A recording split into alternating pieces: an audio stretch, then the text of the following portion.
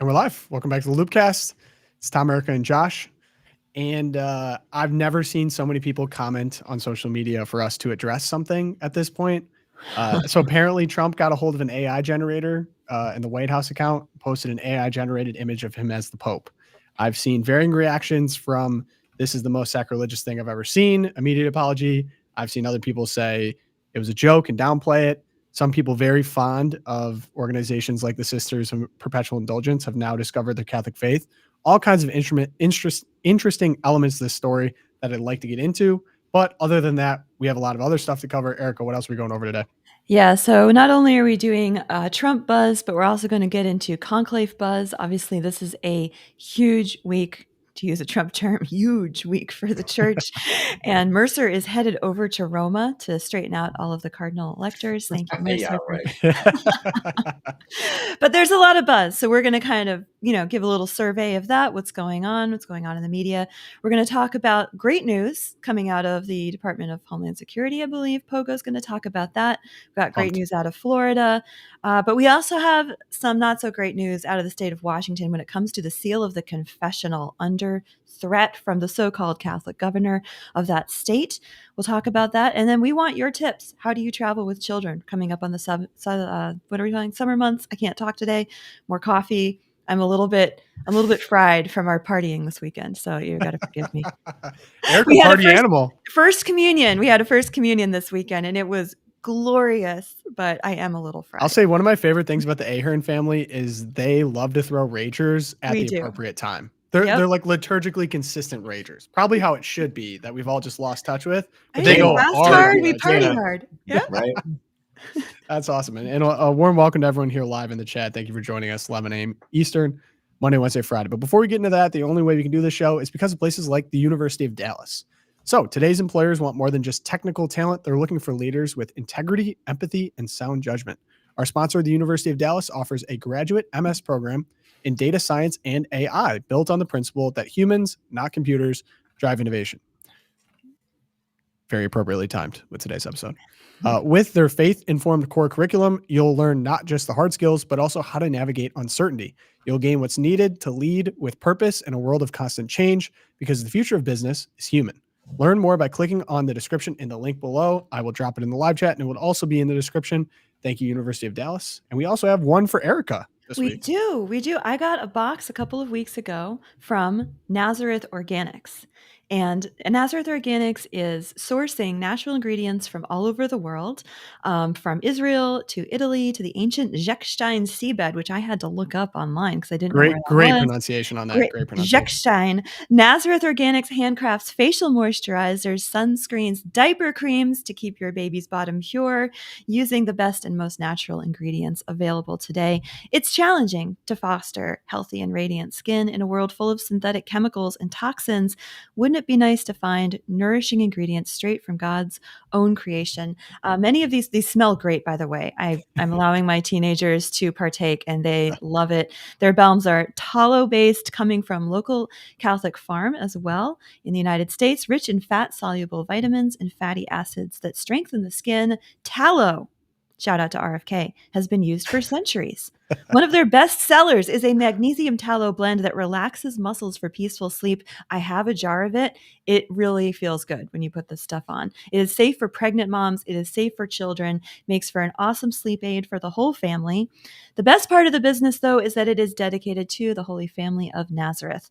From website to beautiful packaging, every sustainably sourced product points back to the faith and the ultimate source of creation. So visit nazarethorganics.com. We will throw that in the chat as well, and use code LOOPCast at checkout. Don't let dry and irritated skin keep you from finding peace. nazarethorganics.com. There's a hyphen in there, so when you type it in, be careful. Great. So I'm now out of the ad reading business as well. Erica has done a much better job than I've ever done on her first try. Okay. Getting into today's episode, we have a conclave. The conclave is beginning on May 7th. And all eyes are on Rome, including the official White House account. And, do I even really need to tee this up? It got 100 million views over the weekend. Here it is. Yes, that is President Donald Trump as the Pope with a finger in the air. And that is right from the official White House account. The Golden Age of America begins now. I'm not even going to say anything. Josh, Is this sacrilegious? What do you think? I mean, I think he was trying to be funny. I mean, this is the thing is I just can't. I'd love to get inside people's heads on this. There are, there's all sorts of different reactions to this, but like at the end of the day, do we think Donald Trump meant this to be blasphemous? Do we think he meant this to be a poke in the eye to Catholics? No, I do not think so at all. I think he was obviously intended to be humorous. I mean, there's no need to imagine he wants to be. I want to be the Pope. I mean, it's like it's a joke, obviously, and he joked about that once or twice, and then he actually said, "Oh, I'd like to see the guy from New York," because he knows Cardinal Dolan and he's friends with him. But like, he might even be happier if Cardinal Sarah's elected, but he doesn't even know who he is. You know what I'm saying? Like, it's just all whatever. It's just it's a media story for him. Well, do you think he wants to be a Jedi? No, apparently. I hate this picture. This is May the 4th. So, May the 4th be with you. Yeah. When Governor Kathy Hochul of New York, she tweets out about, "This is deeply offensive to me and my fellow Catholics around the world as we continue to mourn our beloved Pope Francis." I actually think she's telling the truth. I do, actually. And here's why. Finds it offensive. Because she hates Donald Trump so much, and then she sees this picture of him as a pope, and she loses it, and it is offensive to her. When at the, just if I saw a picture, this is the point that some of the Catholic lefties are making online. They, Chris Jolly Hale, who's a professional leftist, but he's Catholic, he puts a picture of Barack Obama and said, "Isn't this is also dumb?" And he's calling out Catholics. "Don't you? If you think this should be as bad, condemn what Trump did." I'm like, you know what? It's dumb. It's tacky. Right. Who cares? Like, I'm going to be more offended at what the so-called Catholic Governor of Washington did over the weekend, where he signed a bill telling he's going to throw priests in jail if they don't break the seal of the confessional. Yeah. So no, I'm sorry. Like, it was meant to be whimsical and silly and stupid and laugh, and who cares? Even Father James Martin, who I would almost never ever agree on hardly anything. He said, we have to give him the benefit of the doubt. I found it offensive, he said, but I don't think I think he meant it to be lighthearted. And I'm like, yeah, if you are offended, but you still have to give the benefit of the doubt, like he did mean. And so all these squawkers on the internet, like, well, you would lose your mind if it's the other way. Yeah, maybe because the Democratic Party has tried to put religious sisters in jail for not paying for abortion pills. So like, is there a benefit of the doubt on the other side? Not really, because you guys have, you're trying to jail priests in Washington State. I mean, this is why what we're dealing with. And you're trying to trans kids, and you're trying to, kick parents out of school board meetings. So yeah, no, it's hard. It's rich coming from people on the left saying, "Oh my gosh, if Catholics aren't like calling this out, then they're total hypocrites." And like Josh said, I totally agree. It was in poor taste. It was just dumb. It was like, some 23-year-old intern got a hold of the AI generator, and Trump was like, "Oh, that's funny. Yeah, post that." And but honestly, with what we were dealing with under Joe Biden, the second Catholic president, like, this doesn't even compare. I don't think Joe Biden did a gay marriage inside the White House. Yeah, more offensive. Topless trans people on the White House lawn, Rose Garden, flashing their fake breasts. Like, no, I'm not bothered by the meme as much. I mean, this guy Ted Lieu over in California was like, as a Catholic, I take great offense to Donald Trump mocking Catholics. And then previous tweet, most abortions occur prior to 9 weeks. Look at the picture below. Is that a human being? I don't know. And then he also personally went to the Sisters of Perpetual Indulgence parade and took pictures of them. So I almost feel like the response to this is more telling than anything else. I will offer caution, as I think I've been correct and consistent on this take. I know some of the people that now have the reins of the White House account. They are right-wing online trolls. I say this as someone that's done a bit of that myself. I'm aware of the game. This would be funny if someone outside of the White House account made this, right? Like an anonymous poster online, everyone have a good laugh at it. This stuff does not leave the Twitterverse, the Xverse, well, and it freaks out normal people that cannot be on the internet all the time and can't see everything. So I will just say again, been a fan account. I agree. With right. That. The White House account, people need to chill on the White House account is all I gotta say. Like a little more dignity. Someone else, you get to show around. Yeah, a little bit. I mean, I get some of the fun, but like, this is now, I think, the third or fourth time I think you're just giving people ammo. And I get like, he's not going to be president again, which he confirmed. That's the whole other thing. He said he's not going to run for the third term on, was it with Kristen Welker? I can't remember. Because a serious reporter asked him if he was going to run for a third term. Yeah.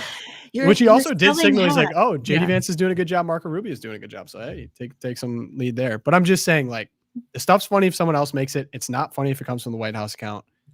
Especially think of the timing, think whatever. I saw Bishop Barron got interviewed by EWTN and was like, look, I think it was a bad joke. It landed in poor taste. Like, think about it. He's like, you're going to make him delete it? Like, I'm not going to make him do anything. Like, do I think that Donald Trump's anti-Catholic? No. Right. So it just seems like such a non-story. But I will say, we had some conclave talk. Well, just one last thing. Go for it, Josh. There's a tendency amongst people who are more traditional or Catholic or whatever, and they want to show that they're even-handed, and so they'll jump on an opportunity like this and say, this is absolutely crazy. I would never go for this. Like, okay, bro, just stop. Like just recognize it. Either you can call it silly or kind of dumb, or laugh at it or whatever, but it's at the end of the day, it's like, chill out. Some of this stuff, it's like, oh, this is uncalled for. I mean, you're not going to impress the liberal commies that want to destroy you anyway. Okay, they're going to still want to throw you in ovens and burn you. Okay, so just chill the hell out. Thank you for that, Josh. That was awesome. Gosh, I love doing this show. Okay. Yep. Fun fact before we get into the Conclave, I did discover over the weekend that the movie Conclave and Star Wars 2, The Phantom Menace, were shot in the same location. Did you see this, Josh? What would be Star Wars? Phantom Menace is the first one. Sorry, it would be Star Wars 2. What would that be? Attack of the Clones? Attack of the Clones is 2, yeah. This is the same stairwell. What does it mean? I don't know. It means that Hollywood reuses the same set. I mean, there's this like little town outside of Tucson. There's a town outside of Tucson where they film like Tombstone and Outlaw Josie Wales in all like 1,000 pictures. So it's like it's in the Royal Palace of Caserta in Italy, and because you can't shoot in the Vatican, obviously the Vatican's not going to let Star Wars come shoot there. But I was like, very interesting. So that's our fun fact. Before we get into the conclave, I want to look into the real conclave now. And there was an article that generated a lot of buzz over at the Loop. And so if you're not subscribed to the Loop, you get the Pope Watch, you get the Morning Loop, keeps you in the loop. I consider you all loopers. So go ahead and subscribe if you haven't. But this article was written. The headline is Legacy. Let's see. Legacy and Catholic media promote one cardinal at the same time. Coincidence or campaign? It's a good title. In the span of 36 hours, the New York Times, National Catholic Reporter, and England's Catholic Herald, Crux, and the Pillar, Crux, thank you, all run highly positive profiles praising the alleged many virtues of the American Cardinal Robert Prevost, former prefect of the Dicastery for Bishops. Who, by the way, gets the Josh Mercer. Yeah. Josh Mercer thumbs down. Yes. So I just like to talk about, because I feel like there's a lot of intentional naivete about the Trump meme, right? But then also I think with this, to think that there's not coordinated media campaigns to promote certain people to influence the conclave, I think would also be a bit naive. Yeah, so naturally. Can I ask you, Josh, how much credence do you give to that? Is there a lot of things going on behind the scenes? Was this a coordinated effort? And what do you think about this guy, Robert Prevost, Cardinal Robert Prevost? I'm certainly not a fan of this guy, but frankly, I think it's best not to have an American Pope anyway, but not that they're going to ask for my opinion, but there can be, some of the journalists, after we wrote this article, got really prickly about this, saying, what are you talking about? We're independent. We do whatever we want to do. We write whatever we want to write about and cover what. Okay, bro, go for whatever. Sure, fine. But if you can't, step back a second and say, wait a minute now. I mean, it seems like there's something afoot here behind the scenes that's trying to move a lot of news a certain way. And you should be, a little bit more cautious and suspicious about things. It doesn't mean that you are, a patsy or something like that. It just means you have to be like, oh gosh, maybe that was done for a reason.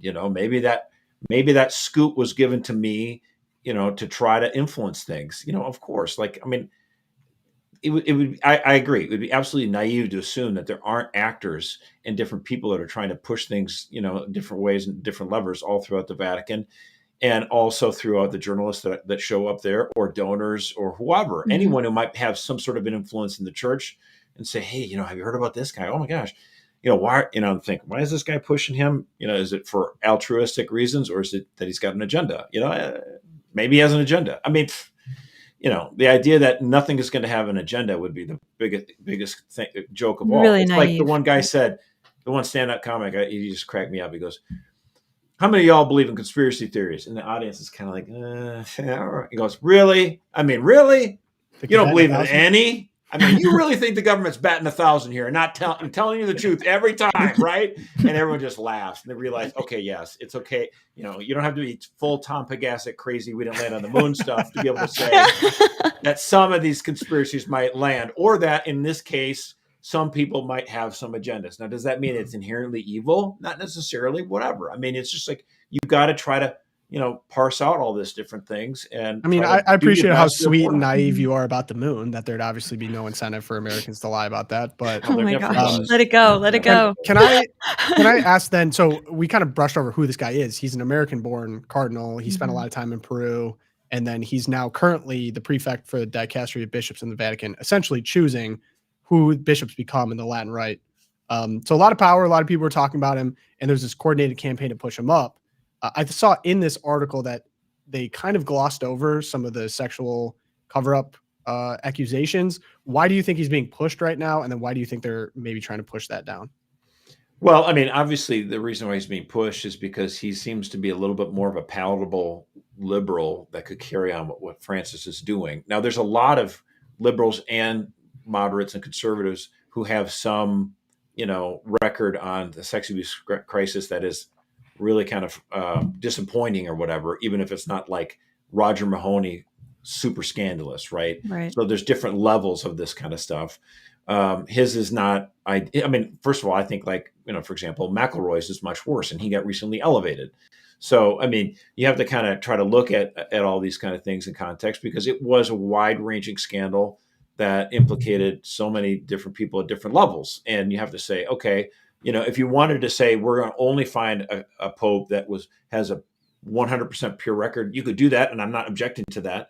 It's just that might be a tough road, as opposed to saying, let's see, someone who did the right thing as best as he could for given the circumstances. That's another way of looking at it. But Prevost, however you say his name, is one of those, like, there are American cardinals that have been, that aren't really stateside anymore. He's one of them. Mm-hmm. Harvey's another, that have been inside the Vatican running different dicasteries, or whatever you call it. It used to be congregations. And so they have a lot of experience. They know a lot of people. One of the things about this conclave that really needs to be understood is that, I mean, it is actually kind of good that Pope Francis extended the cardinalate to lots of other countries that hadn't had it before, in the third world or whatever. Everyone thinks, oh, that means they're going to be liberal. Like, well, some of these places might be kind of conservative, given the fact, like, look what Africa's dealing with. And there's a lot more African popes this time. I mean, overall, I think they're going to be beneficial to Cardinals. Sorry, Cardinals are going to be beneficial to the You're conclave. Projecting? Do you think we'll have an African pope? The thing is, you have to remember there's a lot less. I mean, in 2013, and there was a lot. The Cardinals had a better familiarity with each other than they will this time. Yeah, and so that's why some of the Vatican insiders actually wanted the conclave to start tomorrow, Tuesday, which was the earliest it could start. And thankfully, it pushed back to Wednesday afternoon. That's when the first votes will be. It gets just a little bit more time for these cardinals to get to know each other, to talk to each other, to speak to what they think the church needs at this time. And so that additional time, I believe, will be very helpful. Right, because during the Francis years, they only met as cardinals in a consistory twice in the whole, however many years we had. How long was 12, it? Yep. 12. It feels longer, but we had they really don't know each other. There's so many new ones, and yeah, just this morning we had the Chaldean Patriarch Cardinal Sacco. Chaldean? He was the Chaldean. He was hoping for a longer conclave as well, so that the cardinals could continue. Maybe not the second ballot, maybe not the third, but maybe into the third or fourth day even. He was calling for, because the cardinals are still sorting out who's who, what does the church need, what are the records that we all have, what are the different strengths that the cardinals have, and I also I kind of hope for a longer conclave for that reason as well, just that they can talk to each other away from the press, away from the restaurantes and the wine bars and the whatever they do in Rome right now for all these That's where Josh will be. Mondiale days. Posted up at the restaurantes. I know. You're hoping for a longer conclave too. You get more days in Rome. You get a little more gelato in there. Yeah, it'll be good. Yeah, I can see Josh being a big gelato guy. Yeah, what's your favorite gelato flavor, Josh? Ooh. I don't know. Okay, all of them, I guess. We expect a report on Wednesday. First thing, Wednesday. Can I? Okay, so I have two things that I want to bring up here. One, just to think about the idea of cardinals coming from all over the world, many of which have not even met each other, at least for extended periods of time, all speak different languages, all come from they different don't all backgrounds. speak fluent Latin anymore. Right, I mean, so dumb. Neither do I, to be fair. Latin. But yeah, but they're prelates of the church. Like, let's get the common language back, guys. Okay, but if you think about it, like, okay, so they're all coming from different regions in which they all have different needs and priorities. I think the African cardinals coming have definitely different thoughts than, say, the German cardinals coming, or the Asian cardinals coming, or the American cardinals coming. And then to think about, okay, so the media coverage is like, okay, we're already trying to like crown certain people as potential popes. Oh, and another one that I saw that I just didn't dig into it super deep, but I saw that Cardinal Pietro Parolin, who Italian, but he's been the Vatican Secretary of State since 2013. A lot of people were pushing him up. And then I saw that he kind of fell because people were saying he had a stilted style, quote unquote, during a mass for 200,000 young people that failed to inspire, with cardinals noting his lack of pastoral charisma. I mean, I'm not a cardinal whisperer, but at this point, how much of those, do we know how much of those things actually influence? Oh, it makes a difference for sure. I mean, the thing is, he was considered a leading candidate. And so, he was hoping to get momentum, not that these people, they all try to say that they're not campaigning or whatever. I get that. But, the people that would have wanted him, let's say, to take him out of it, would have hoped that, that given the fact he's a high profile, high name, and that he probably has a decent groundswell of support, he was hoping that he'd be able to carry that momentum into it. And that, but the problem is there were the negatives that were coming out, again, as you mentioned, just like, a stilted style in terms of speaking and communicating, which of course, since, Pope John Paul wasn't the first Pope to travel a lot. Obviously, Pope Paul did it too. But John Paul really revolutionized the papacy in terms of it as a communications device, as a way of going out and visiting people. He was an actor. He was so good in front of the camera. Now, I happen to personally like Pope Benedict a little bit better. It's not like it's a competition, but and Pope Benedict just was not good necessarily, in front of the camera or whatever. And in fact, some people, when I saw him face to face, when I saw Pope Benedict, his eyes, he looked so soft and so gentle.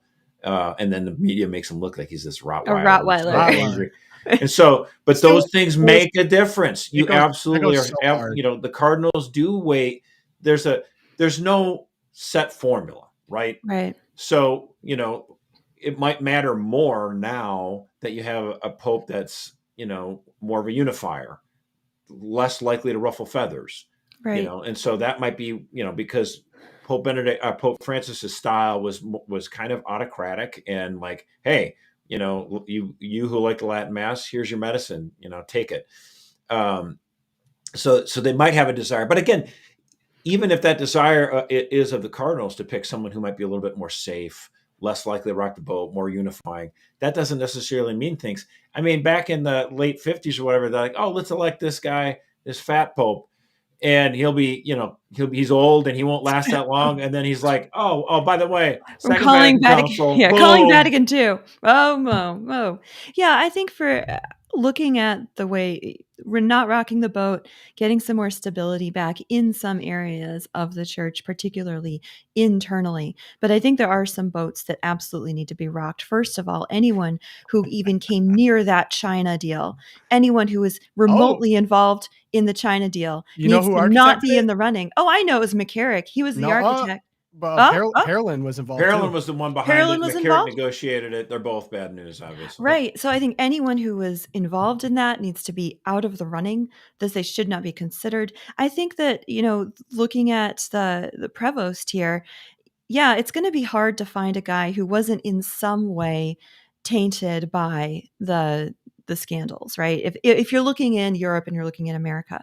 However, he's just one of only 6 cardinals who have been dinged by SNAP, which is the, independent investigative.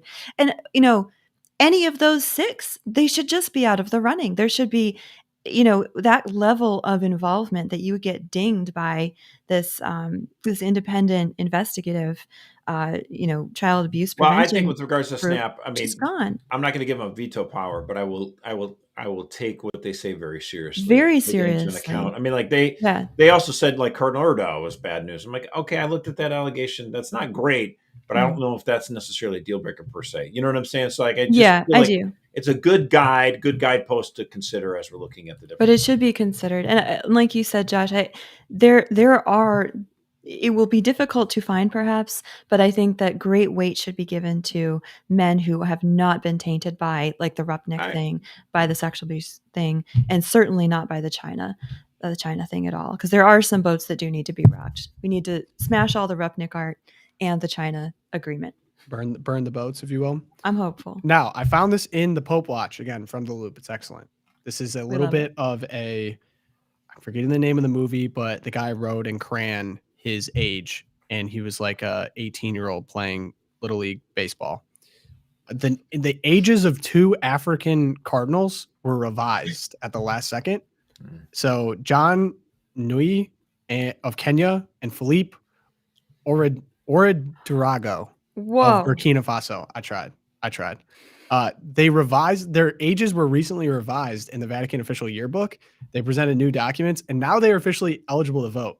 This makes 18 cardinals from Africa, which is shocking because in 2005 there was only, I think, 9 of them. Mm-hmm. So with 18 electors, they potentially have one of the biggest contingents, either making them a kingmaker in being kind of a swing vote between other ones, or potentially electing their own African. And I was digging in more to the Africa situation. I mean, it's the fastest growing region for Catholicism, over 250 million Catholics, 20% of the global total, 40% increase in the Catholic population since 2005.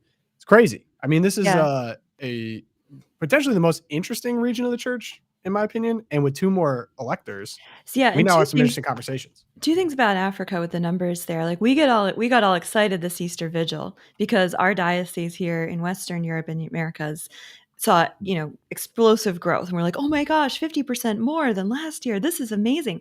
But raw numbers wise, it was nothing compared to the expansion in Africa. Second point, that's in spite of the fact that in a myriad of African countries, there is harsh persecution of the church. And we're not talking like white martyrdom like we're looking at here. We're talking red martyrdom. I mean, the Nigerian situation is intense. Nevertheless, the Nigerian church is expanding in spite of the fact that dozens and dozens of them were killed for the faith in 2024. And so those 2 points alone, I mean, Africa is its boss. This is an impressive part of the world, and it should be listened to. I'm glad there are 18 of them. I would just like a conversation between one of these African priests and, for example, a typical football watching American, Catholic or whatever. It's like, oh my gosh, I couldn't make it to mass today. Like, oh, why? I mean, the African, like my church got exploded, but we still managed to celebrate mass outside. Like, oh, well, I was watching the football game from London and I couldn't go to church. Like, oh, nice. Yeah. Must be rough. or an American bishop talking to an African bishop. The American bishop's like, yeah, it's really hard for my people to get to mass during the week. So I moved the Ascension to Sunday to make it easier for them. And the African bishop's like, say what now? Do we have any official? Expect them to go on Monday and on Saturday. So it's like, Do we have any official predictions for the Pope name that will be taken? I think there's an internal poll. We have a little internal poll going on. Strong thoughts?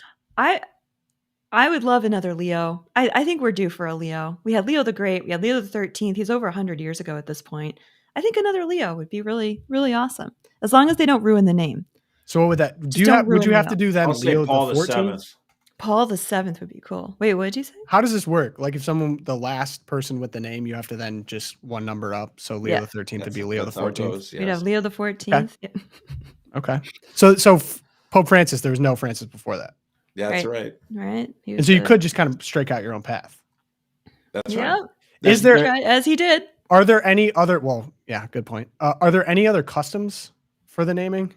You don't have to take a name, actually. I mean, it's called a regnal name, your royal name. You actually do not have to. You could keep with your baptismal name, So like, if it was the Pizza Bale, I mean, his name is Peter. I mean, he could just stay with that, Oh. That'd be kind of cool. Or Peter Erdo.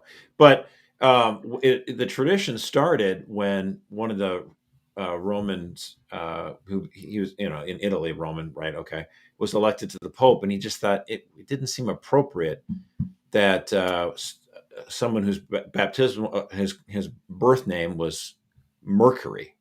And he just didn't feel like okay, a Roman god. It doesn't seem right, so he took the name John. And so he was Pope John, I think the second or whatever. Yeah. And so then, but not every Pope after that did that same tradition. Some would just keep with their baptismal names, but it's been a long run now.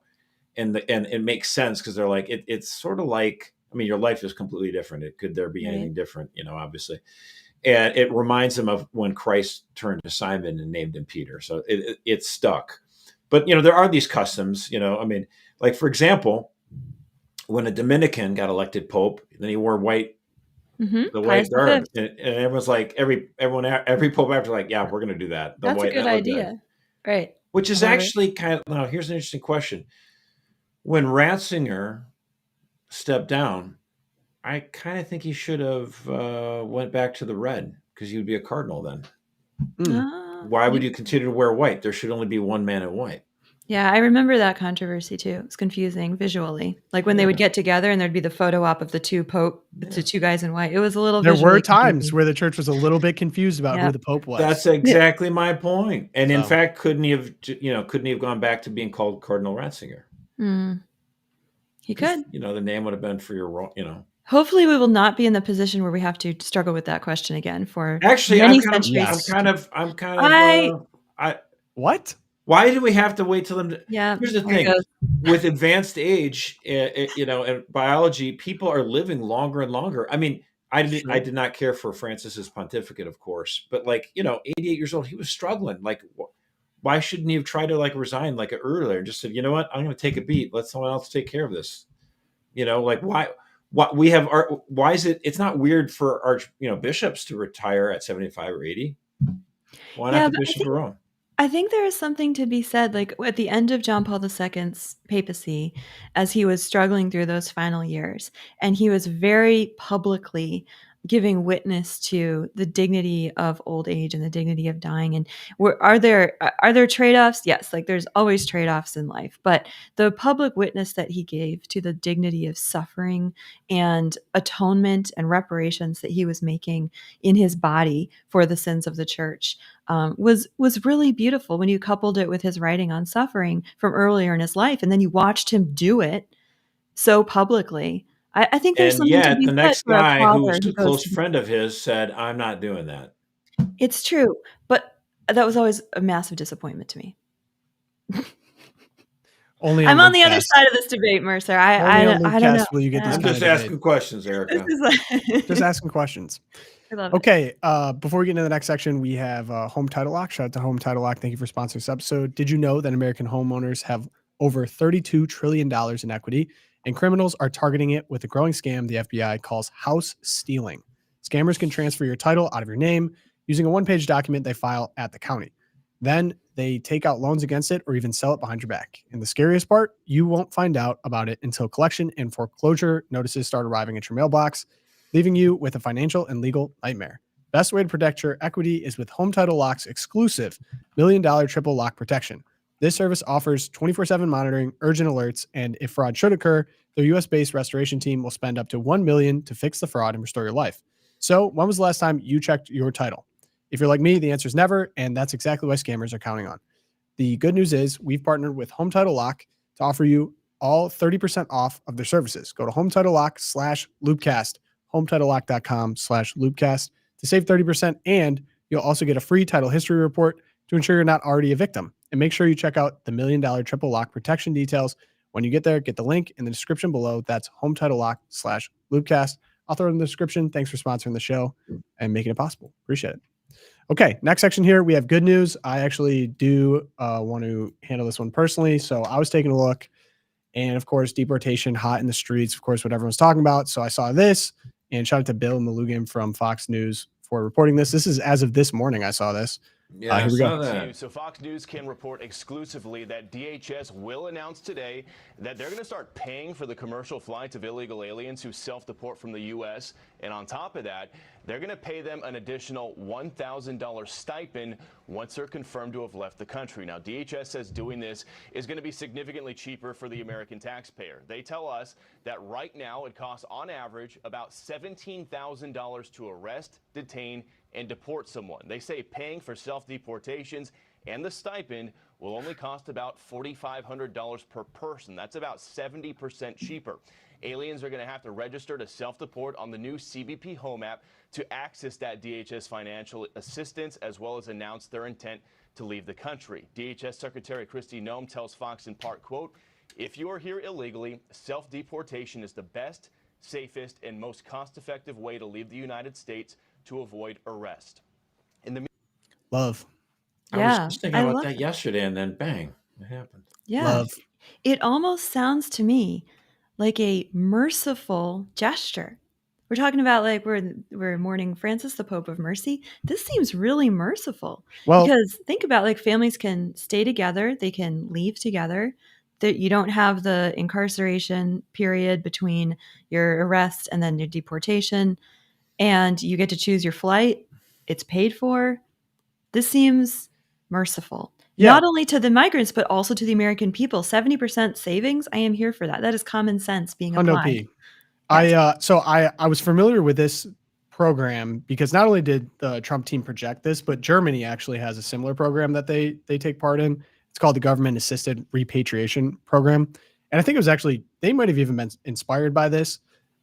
Mixed results in terms of actual like numbers of getting people out, but in terms of cost savings, undeniable, humongous cost savings to the German government, millions and millions of euros. But I think that this, especially paired with the really aggressive enforcement at our border, can be successful. The question is, once people do leave the country, if they come back, what's the point? And you just spent money to get them out. But I love this because it's much safer than having to do raids for both parties involved. It's actually using the CBP One app for what it should be used for, as opposed to just, it's literally a reversal. Biden used it to fly people in the country. They're using it to fly people out.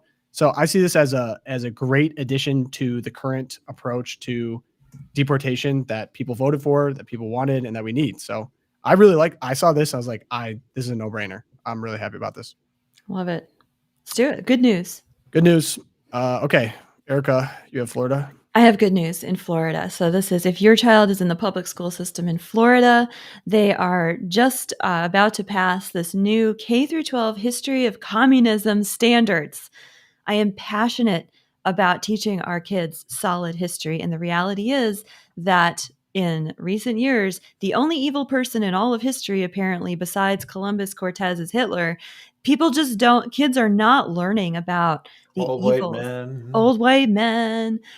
Well, Stalin was an old white guy too. I guess he's Russian. But anyway, it's great. This is fantastic because at last the students will get a sense of that communism, these communist regimes from the 20th century killed way more many people than even fascism did, right? So they're going to learn about the Spanish Civil War and the communists who which is rampaged through that peninsula. They're going to learn about Stalin, Pol Pot. They're going to learn about Mao.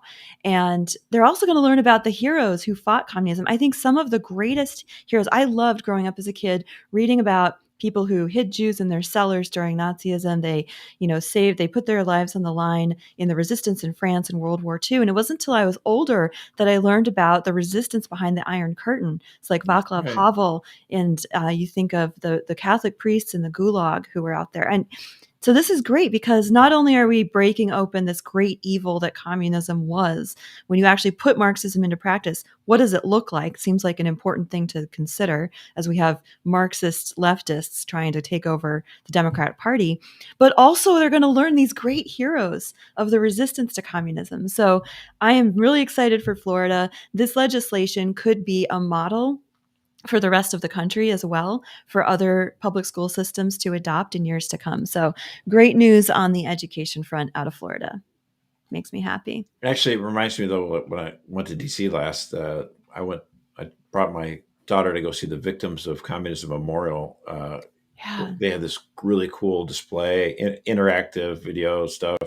Everyone thinks to go to the Holocaust thing. Well, how about the Victims of Communism, dude? Like, that's Where is that? Where in DC? in Washington D.C. They got museum hours and everything. That's Have you guys ever sat with the numbers of Oh. Russia and China combined? Are truly breathtaking. And How actually, little regard they Pol have for their Pot own. was worse, not in sheer numbers, but like percentages. I mean, the Percentage. guy, like 1 out of 4, he just killed. Yeah, Yeah. if anyone Oh, you have glasses, killing you. Oh, you speak It's- a foreign language, we're killing you.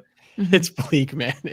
There's a great book called Stalin's War that I think gives Russia a lot more airtime than most World War II books have. And I mean, my goodness, Yeah. like Stalin was just, I mean, it's almost like a part of Russian culture, just blatant disregard for their own citizens' lives. I mean, just Right. throwing people into Because a there's meat so many grinder. of them. They're like, this Yeah, I mean, it's a understandable. sheer numbers game, and That's they know terrible. it. I mean, they use it as a military strategy, but in terms of regard for human life, not great. Yeah. So, okay, next one I have. This is actually a good question, I think, for the live chat here, and I'm curious. We have 2 people in this podcast with a small army in their family. So, Sean Duffy, Catholic Secretary of Transportation. So he actually recently just made some headlines, which I love. This ended funding for $54 million in woke grants.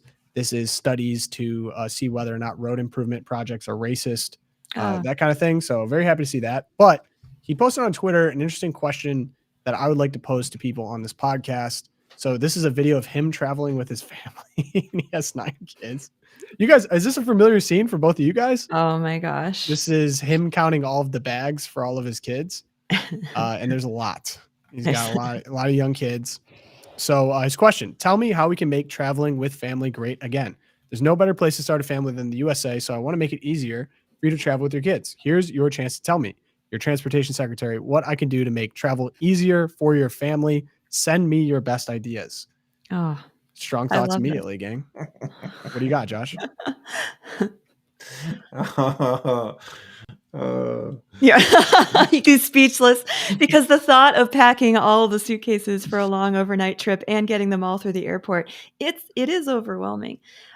I mean, it's like a Tetris. You got to get everything in there, and then Oh, and then you're like, okay, so we'll have this suitcase, which will be our overnight bag for the whole family. For everyone's got a little bit in there, and then the rest, for when we get to the final destination. All Right. little hacks that we try to do over time, but. Yeah, that's a good one. Honestly, I have never taken all 7 children through an airport because it just, 1, it's cost prohibitive, and 2, just overwhelming thinking about it. But yeah, like when we I did pack it up, one time, and I have not done it since. yeah. Yeah. Why is that, Josh? What happened? It's just Oh it my is a God. cost thing. I mean, it's like Yeah. you're like, oh, it's so much faster, but then you're like, because it's 12-hour drives to Minneapolis, it's a haul, but It's Well, not and specifically a flight question. It was just travel in general. I mean, air travel obviously a part of this, but yeah, my biggest tip on this is to tell all my children to live local, so that you don't have to Don't- drive. don't find a spouse out north. Don't Oh, do what your dad did and move 600 miles away from home. Yep. Yep. Yeah, no, we know we have friends though who will like pack up a family of 7 or 8 and get in. They'll rent an RV, like renting an RV for a week and taking all the kids, on a road trip. It's usually not as long as perhaps it would be because you have, a nursing infant all the way up to like 17 or 18-year-olds. The wide family thing is overwhelming. But yeah, I mean, I think as soon as possible, like the kids get a very small bag that's their own and they're responsible for having like being able to kind of grab and go with the day pack for sure. I like Josh's. You have the one huge overnight suitcase that if you all get to a hotel, you pull it out and it's got the pajamas for everybody. It's got everyone's toothbrush in it. One change of clothes, right? Yeah, one change of clothes and maybe like a book to read or something like that. And that's just the one thing that goes out plus your day pack. And that, yeah. Traveling during the winter, though, for us up in New England is a bear. That's when you have to take 2 cars because you have all the car seats and all the children, and you have the winter clothes, and then you have clothes for indoors. And forget it if you're going to go to Mass while you're on the road trip, and you got to have the Mass clothes. But yeah, actually, I used to go twice a year to Minnesota. Once in the summer and then once for Christmas, and then we stopped doing it for Christmas because it's so much colder to drive in the winter. And there's so much more stuff you need, and we just I can't do it anymore. But Lori, not my wife Lori, another Lori, Darby in the chat, great idea for Secretary Duffy to consider. Put a regulation in there so you don't charge families more to sit together on planes. Yes. That seems like a slam dunk. No brainer. Yeah, because so many airlines now, if you want to choose your seats so you could sit with your kids, it's an extra, $50 to $200. And I want to pay to have my kids on the other side of the airplane. Yeah, actually. I'll roll that dice. Yeah. I saw someone in the chat was like, "Don't travel with toddlers or teenagers." I'm like, so then who are we traveling with, fam? Like, that's 8-year-olds, fantastic. Yeah, right. I was like, okay, you got to bring the 8-year-old on a trip. I know, right? Yeah, I don't know if it's something the federal government can fix, Sean Duffy. I appreciate him wanting to make it easier for families. I don't know if it's something you can fix. I think culturally to have a culture where people don't look at you. It's like I've traveled alone with multiple small children, and you get the stroller and you have bags and you have the kids all have bags, and you're like obviously struggling through a train station or something, and people just kind of look at you like, got your hands full there, sweetheart. I'm like, yes, thank you. I appreciate it. Got your hands. I want to throw the bag at him. I'm like, here, take a toddler for heaven's sake. Like, it's more of a cultural thing. It would be great if more people were just helpful and kind and like held the door for you. I don't think that's something that the feds can fix. All right. My 2 cents. I want people who have an idea that they've been sitting on, like this needs to get to Sean Duffy, send it to the Loopcast. Okay. Loopcast@catholicvote.org.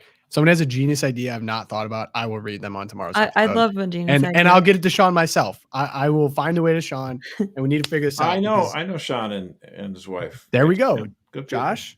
Well connected. We have a direct line. To Sean. All right. Great. Okay. Church Corner, excited to talk about this. Rachel gave a signed copy of a book to my wife. That's cool. Yeah. Shout out Rachel. Shout out Sean. Okay. Church Corner, Erica, we were talking about this. Washington State. This is probably actual bigotry. Yeah, here we go. So for those of you not in the know, I'm going to give the quick overview and then we'll get into it. A new Washington state law. It passed the bicameral legislature, and it has been signed into law to compel Catholic priests to report child abuse, even if that information was revealed in the sacrament of confession. The controversial legislation was signed May 2nd by Democratic and self-identified Catholic Governor Bob Ferguson, making Washington the first state to explicitly eliminate legal protections for the sacred seal of confession in abuse-related cases. We could take a listen to what he said, because I think that's... before we roll the tape, let's see if our audience can figure out. He invokes his uncle, who is a Catholic priest, and he's with what order, may you guess? Yeah, you guys can guess while we get the tape up. I like that. And my uncle was a Jesuit priest for many years here in the Northwest. And so, from my perspective, I obviously have a personal perspective on this, but, protecting our kids, first, right? Yep. Protecting our kids first is the most important thing. And so, for me is, I'm aware of my upbringing as Catholic and having an uncle who's a Jesuit. For me, this is very clear.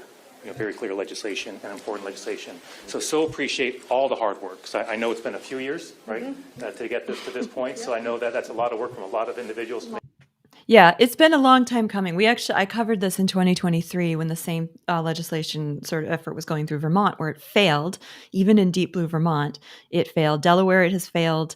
Was the other state, Josh? We had one more that was just in the last couple of years. But in Washington, it passed. And before I let Josh rip on this, I just want to point out a couple of things. Washington Senate Bill 5375, this is the first with direct legislative intent to remove protections from sacramental confessions. It leaves protections in for attorney-client privilege, doctor-patient privilege. It is directly targeting Catholic priests in the confessional. The law will take effect on July 27th. The bishops have reacted with statements. Bishop Daly out of Spokane, super solid. He, of course, is just saying, we'll go to prison for this if this is what it has to be. There's nothing that would compel a Catholic priest to choose this law over their conscience, over the sacred teaching of our Catholic Church.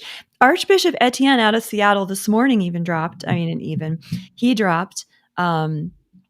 statement.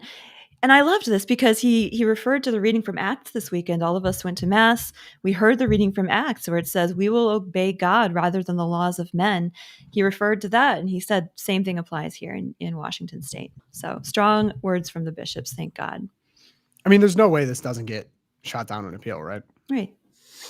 Yeah, this is going to, it may not even have to get to the Supreme Court. I mean, the Ninth, even the liberal Ninth Circuit Court of Appeals might smack this one down. And if they don't, the Supremes will go, oh, really? Yeah. Oh, was that a knuckle crack? Because I just want to emphasize again, I read through the text and it said only exception to clergy. So they have this privileged relationship for, say, like psychologists and for lawyers and doctors, and they expressly said except for clergy. So this is not like they're saying it's universal, right? It'd be one thing if it was that. They're not saying that the knowledge about someone who was sexually harming a child is so important that it cuts through everything. Right. Attorney-client privilege, doctor-client patient privilege, psychologist, all that. None of it. No, they said, no, we're still going to respect the sacred bond between a doctor and their patient, between a psychologist and their patient, between an attorney and their client. But the priest and the penitent, that's the one you're going to violate? Like, what is the basis for this? Yes. And it just seems rank. Well, the basis was his Jesuit uncle. His Jesuit uncle. Insane. It's very personal to him. You're like, oh, really? Use that as the justification. Honestly, though, here's the thing. I don't know if his uncle's alive. I'm guessing he's not, because the fact is, even the most radically liberal priests I've ever met, they are. I've never seen a single priest that isn't but strong on this issue. I mean, maybe there are, but I mean, on this issue, the recognition here is this is one of the most fundamental things about being a priest. This is a power explicitly given to them by Jesus Christ. And it's to try to get souls to heaven. They need to know they have the freedom to come in there and be liberated from this sin, which could damn them for eternity. And so you have with open arms, come to the confessional, get rid of that sin. You are no longer a slave.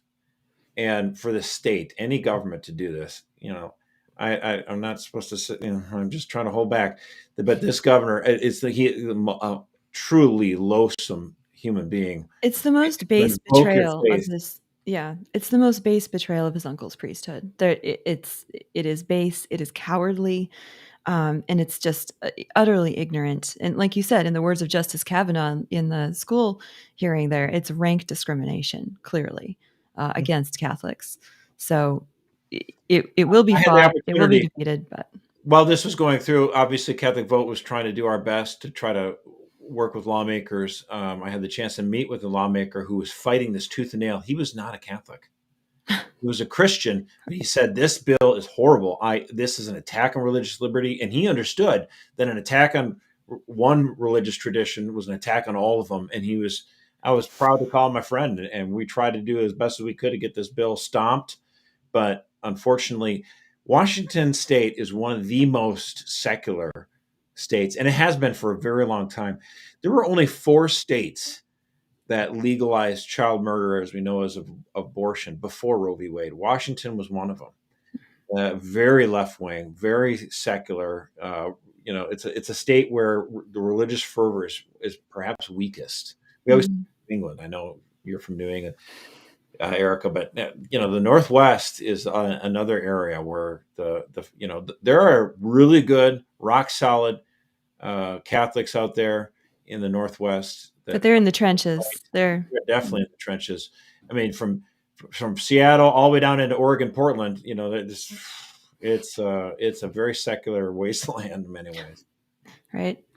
Which only means all the more room to grow, all the more room for victories to come down the pike. So don't be discouraged. And Catholic Vote we are on the ground. We're in these states fighting these behind the scenes battles. So thank you to everyone in the chat. I'm more than happy to sue that SOB that's the governor. Yeah, yep. If you want to help us with those efforts, we do have our Champions Club. Just have to drop that in there. Yes. I think we have a special link. It is true that we focus most of the attention in this Loopcast and in the emails that we send. Most of the attention is obviously on federal issues that impact all of us. But we were involved. We tried to win that Supreme Court race in Wisconsin. We came up short. We were very influential in helping the Catholics and other people in Texas get that school choice bill. I was going to go down there, but Tommy, my coworker and a good friend, Tommy Valentine, went down to the signing of the bill signing at the governor's mansion in Texas. We were sending out email alerts, trying to stop IVF in Tennessee, trying to stop assisted suicide in several states. We asked people to consider becoming a member of the Champions Club so that we can do this, so we can be your voice. We can be your representative as we try to work with lawmakers all across the country and to talk to them about these issues and bring them up to speed and roll up our sleeves and get people involved. So really do need people to consider joining the Champions Club. It really does make a difference. And we've seen victories because of it. And I'm not sick of winning. Amen to do that, it. man. Keep going. Amen to that. All right. Twilight Zone now. Josh, I have you up first. Actually, could I do a pre-Twilight Zone for all of us? Sure. Okay. So I cannot believe this is one of my favorite Trump tweets of all time. He has quote tweeted today on Cinco de Mayo. Happy. This is so wonderful. 9 years ago today. This is the iconic Cinco de Mayo. The burrito bowl. Burrito bowl in 2016. The best taco bowls are made in the Trump Tower Grill. I love Hispanics. We love Cinco de Mayo. I love Cinco de Mayo. And everyone we tweeted that out. Like every Republican in Washington D.C. had their puckered up a little bit. They're so scared because again the media just goes out to kill you. And he's just like, this is the best. Cinco de Mayo. I love taco bowls. What's the matter? Whatever. This is a foundational tweet to the man known as Donald Trump in public life. I laughed so hard at this in 2016, and I'm laughing again. Pre-Twilight Zone. Thanks for bringing it back. I can't believe it. All right, Josh. All right, let's roll the tape. Congresswoman Ilhan Omar of Somalia, Minnesota, on the TV there, and she was worried about people just like me and just like you, Tom. Oh, like me? Short? I would say our country should be more fearful of white men across our country because they are actually causing most of the deaths within this country.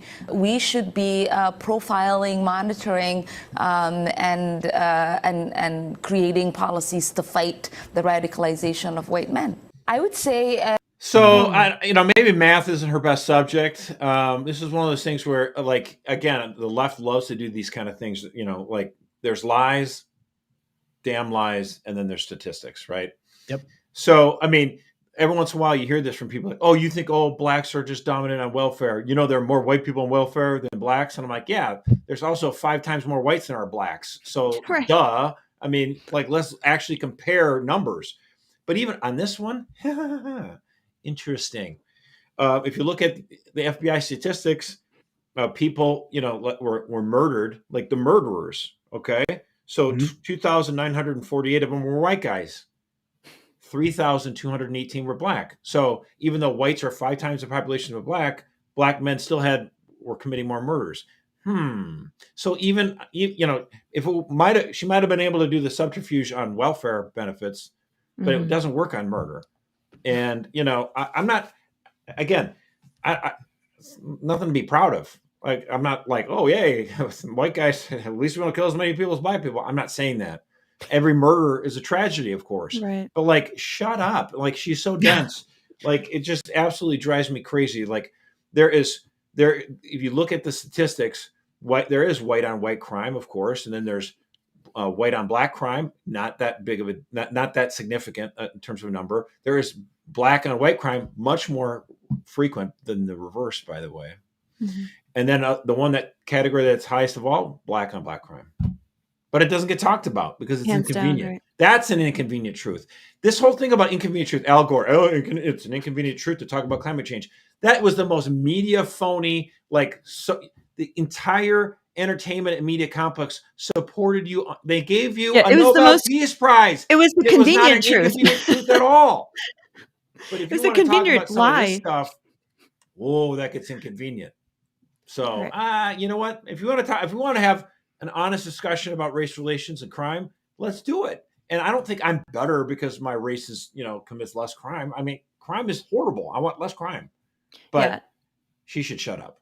Right. And I mean, it's just like, why do you hate your own race so much? Because if you really cared about looking at the data, what's actually going on in the Black community and in the entire American community with crime, the idea is like, shouldn't our politicians want to lower crime? And in order to do that, you should look at the actual numbers and the data and what works and what doesn't. And why does crime harm Blacks so much more than it harms whites? Maybe we should actually look at that if we actually cared about the communities and fixing stuff. The reality is she doesn't care because she is a Marxist. And the entire strategy of Marxism is they love to foment dissension and violence and upheaval and transgression. And that is what she's doing here.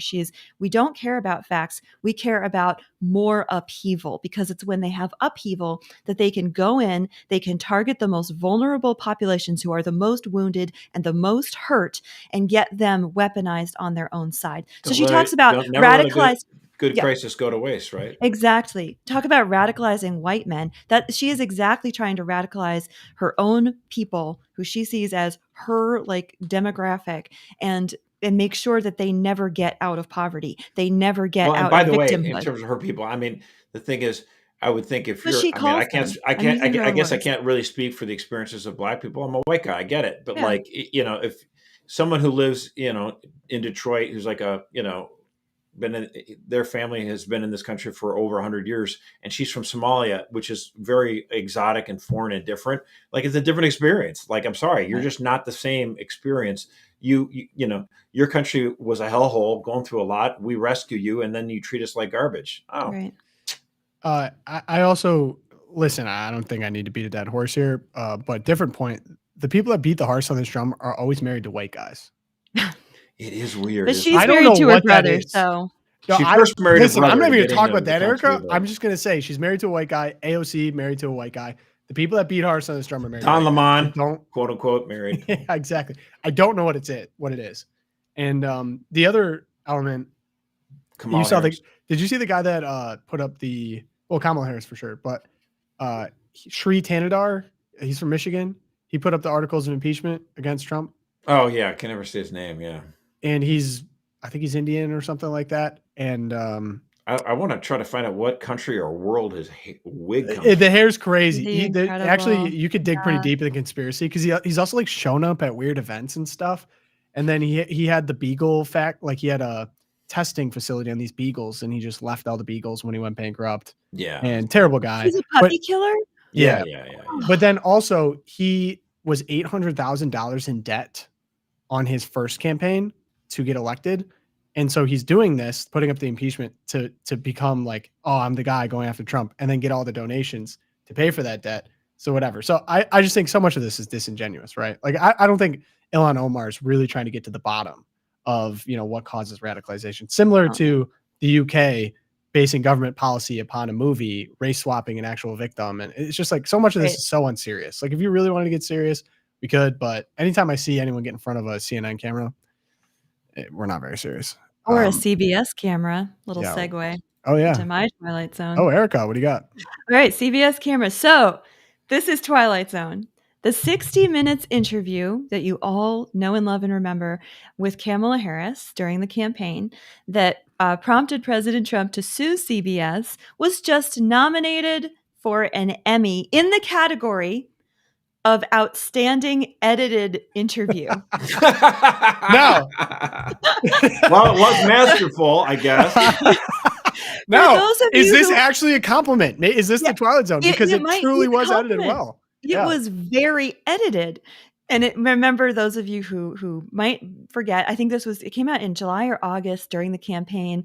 It was her first long form interview. Yeah, right around August. That sounds right. Yeah, it was August. It was chopped up to make her seem as articulate as possible. It still was pretty rough listening to the word salad.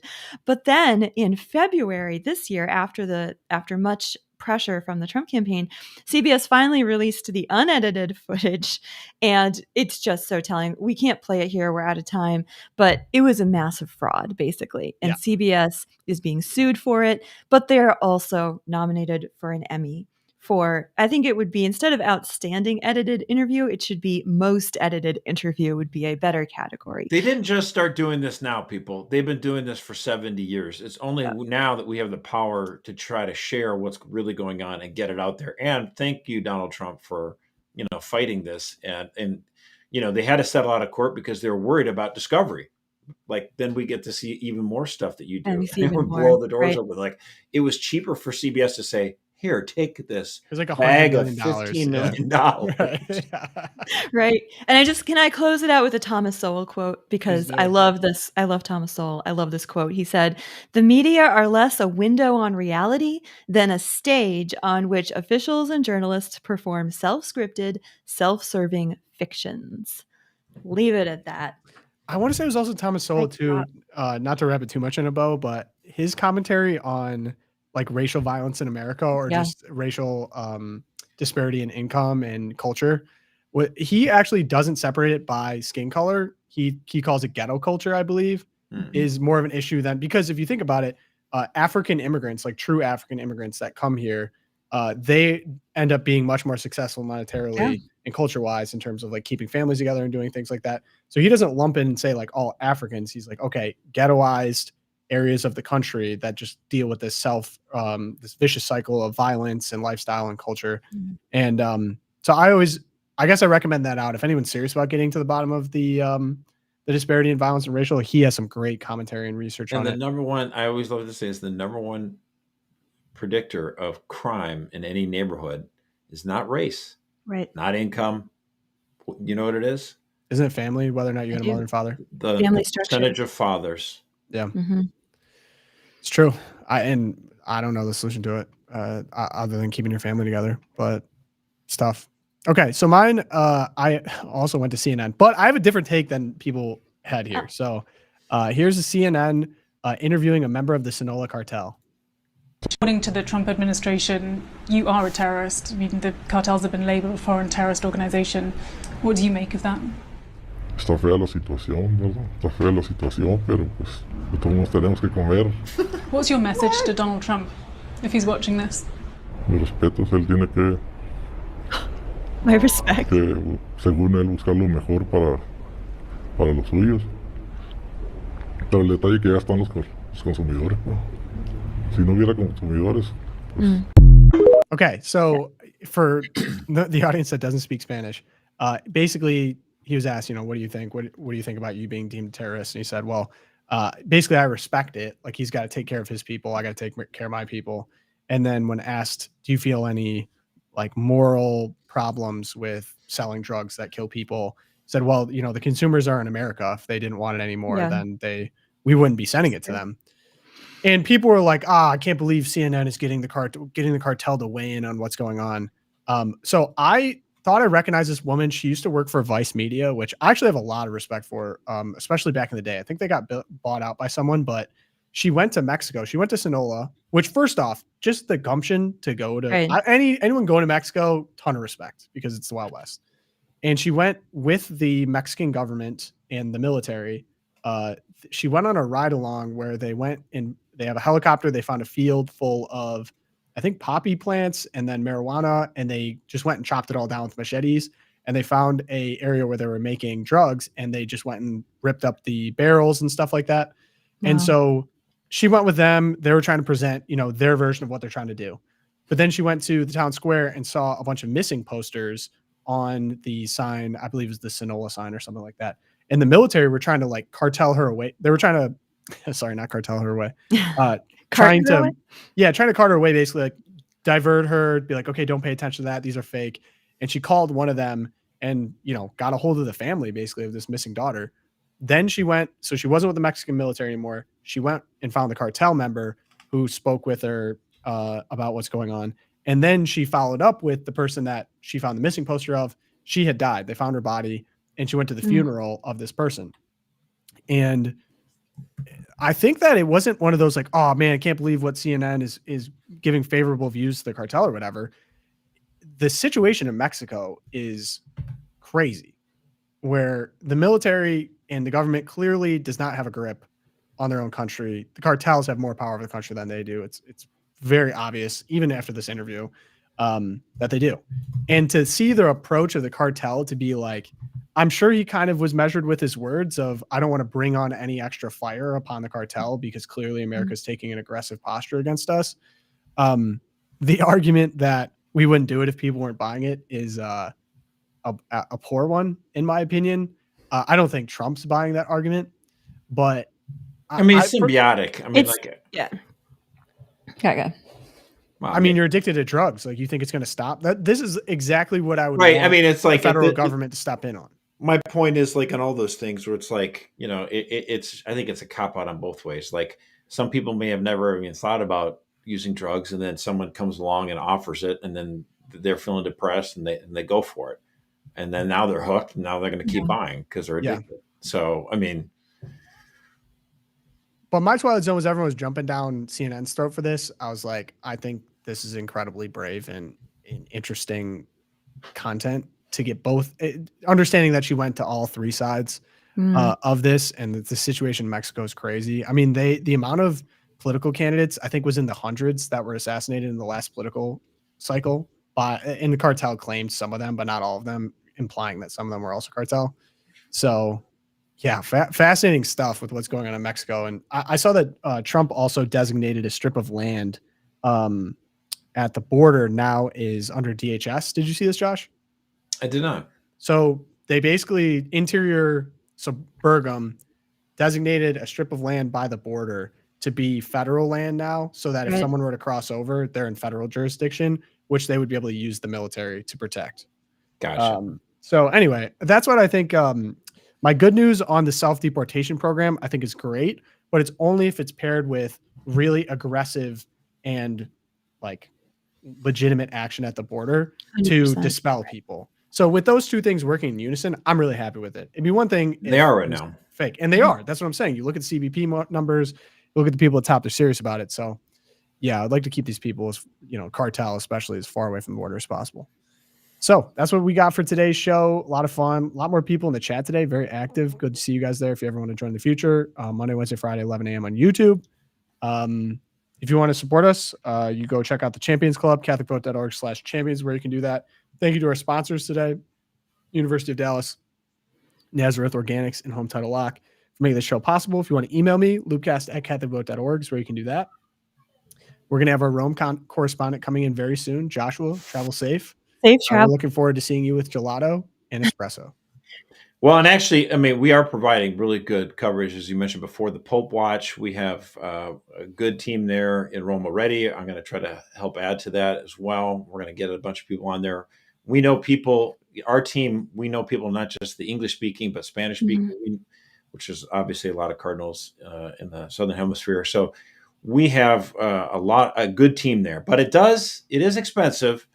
And so we just ask people to consider joining the Champions Club, helping out what we do with the Loopcast, because we're doing this for you. We're trying to get you the best news that we can. And yes, we will be there. I'll be there live in Rome. See you on Wednesday. Amen. Yeah. All right. Pray for us. St. Thomas More, St. Fidelis, Our Lady of Guadalupe. Pray for us. Have a great Monday, and we'll see you ready with another great show